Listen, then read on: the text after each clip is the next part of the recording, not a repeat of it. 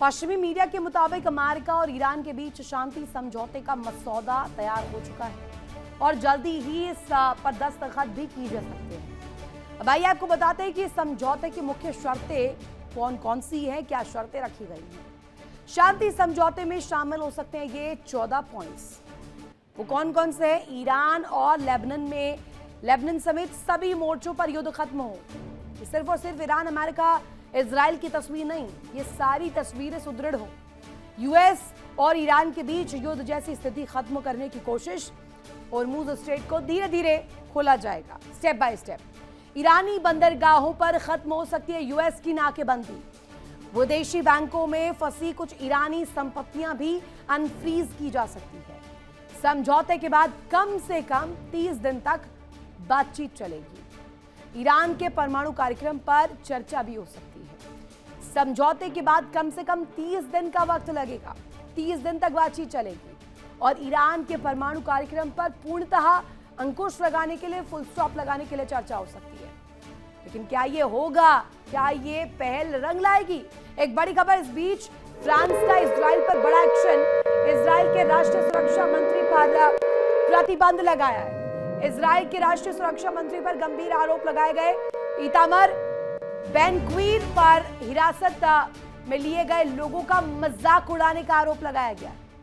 और इस बीच आपको बता दें, इतामर बेन-ग्वीर पर हिरासत में लिए गए लोगों का मजाक उड़ाने के लिए ये बड़े आरोप लगाए गए हैं। अब आरोपों के तहत क्या नई तस्वीर सामने आती है? फ्रांस का इजराइल पर बड़ा एक्शन। इजराइल के राष्ट्रीय सुरक्षा मंत्री पर प्रतिबंध लगाए गए हैं और कई तरीके की पाबंदियां लगाई गई है। इजराइल के राष्ट्रीय सुरक्षा मंत्री पर यह आरोप कि उन्होंने हिरासत में लिए गए लोगों का मजाक बनाया है।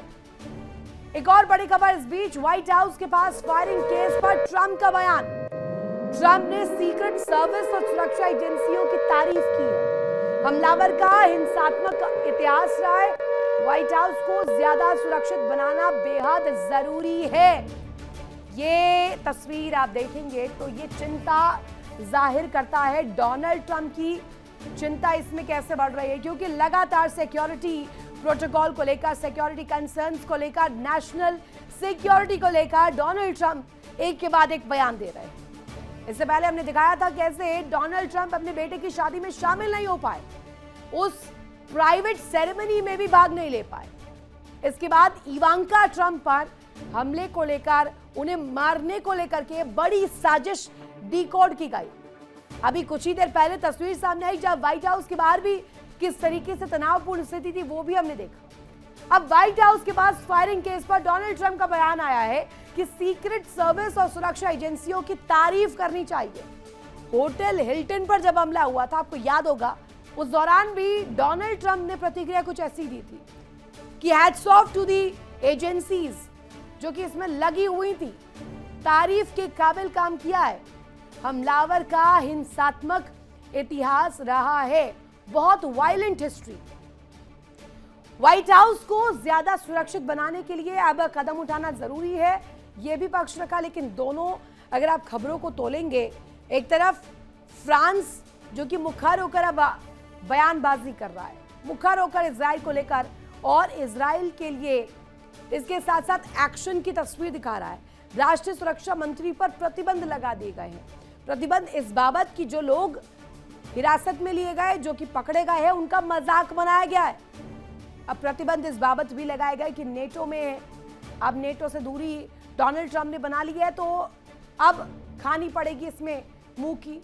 इसके साथ साथ व्हाइट हाउस को ज्यादा सुरक्षित बताना और बनाना डोनाल्ड ट्रंप के लिए अहमियत इसलिए भी रखता है क्योंकि एक तरफ तो सांख दांव पर लगी है, दूसरी तरफ अगर नहीं बनाया तो जान भी दांव पर लगेगी। मिडिल ईस्ट में जंग के बाद फिलहाल छटते हुए बादल नजर नहीं आ रहे। दोनों पक्ष समझौते के बेहद करीब पहुंच रहे हैं।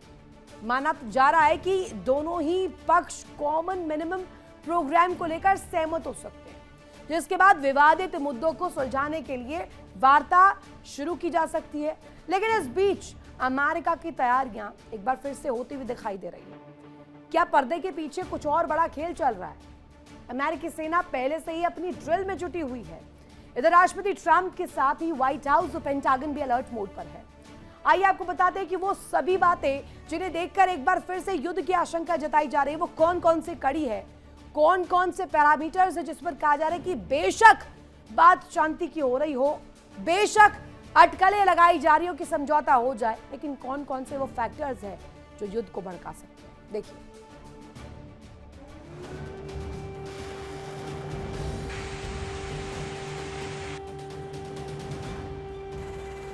ईरान अमेरिका के बीच बढ़ते तनाव ने युद्ध की आशंका बढ़ा दी है। अमेरिकी राष्ट्रपति डोनाल्ड ट्रंप ने सभी कार्यक्रम रद्द कर दिए हैं और व्हाइट हाउस में शीर्ष अधिकारियों के साथ बैठकें कर रहे हैं। पेंटागन और व्हाइट हाउस की छुट्टियां रद्द होना, रिकॉल रोस्टर अपडेट होना और इजराइल का हाई अलर्ट युद्ध के स्पष्ट संकेत है। आने वाले दिनों में विध्वंसक हमले की तैयारी की जा रही है।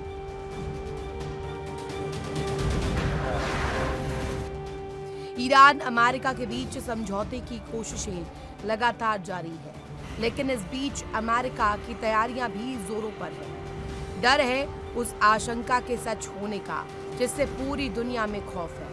अमेरिकी राष्ट्रपति डोनाल्ड ट्रंप व्हाइट हाउस में हैं। पेंटागन और व्हाइट हाउस के सभी टॉप अधिकारियों की छुट्टियां रद्द कर दी गई हैं।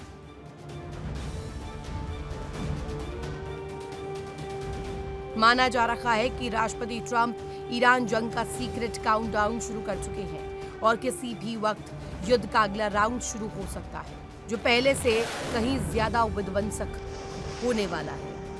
डोनाल्ड ट्रंप ने अपने सभी आधिकारिक कार्यक्रम रद्द कर दिए हैं, यहाँ तक कि ट्रंप अपने बेटे की शादी समारोह में भी शामिल नहीं हुए।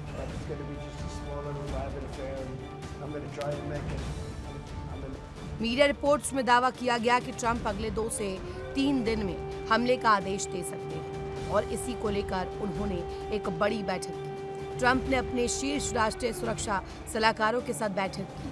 बैठक में उपराष्ट्रपति जेडी वेंस, रक्षा सचिव पीट हेग्सेथ और CIA निदेशक जॉन रैडक्लिफ शामिल थे। इस मुलाकात के दौरान ईरान पर संभावित हमलों पर विचार किया गया। रिपोर्ट में दावा किया गया कि जल्द बातचीत में सुधार नहीं होता तो ट्रंप हमला कर सकते हैं।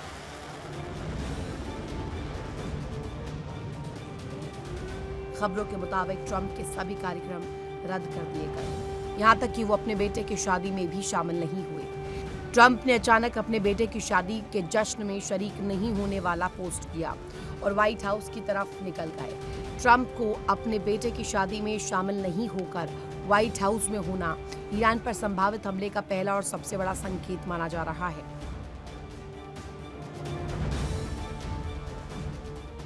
खबर है कि ट्रंप ने अपने दूसरे प्रोग्राम भी रद्द कर दिए। इस बीच पेंटागन और व्हाइट हाउस के सभी टॉप अधिकारियों की छुट्टियां भी रद्द कर दी गई है। ये सभी अधिकारी इस दौरान व्हाइट हाउस या पेंटागन में रहेंगे, जो ईरान पर हमले का तीसरा और बड़ा संकेत माना जा रहा है।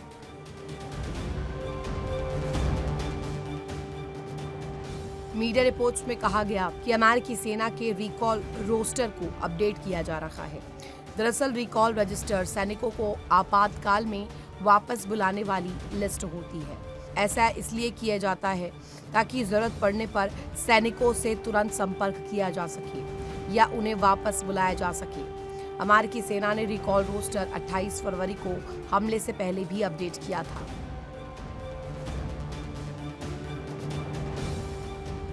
अमेरिका जानता है कि ईरान हमले का जवाब जरूर देगा।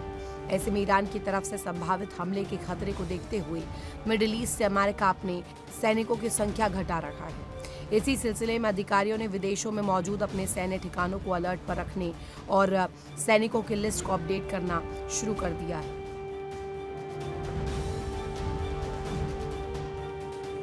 इधर इजराइल भी जंग के लिए तैयार है। इजराइल सेना ने मैक्सिमम अलर्ट की घोषणा की है, जो बताता है कि नेतन्याहू जंग के लिए पूरी तरह से तैयार है। इजरायली सेना ने मैक्सिमम अलर्ट की स्थिति होने की घोषणा की है, लेकिन सवाल ये कि मैक्सिमम अलर्ट की स्थिति क्या है। फिलहाल इजराइल की सेना एक साथ कई मोर्चों पर जवाब देने के लिए तैयार है।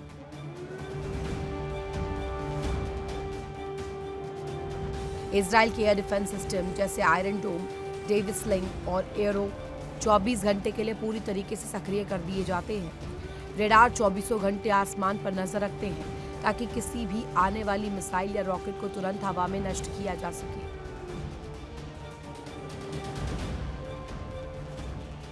बताया जा रहा है कि इजराइल इस नतीजे पर पहुंचा है कि ईरान के साथ किसी समझौते पर पहुंचने की संभावना नहीं है। इसी आधार पर आईडीएफ आने वाले दिनों में हमले की तैयारी कर रहा है। इजरायली सेना ने युद्ध की आशंका में स्पेशल अलर्ट की स्थिति घोषित कर दी।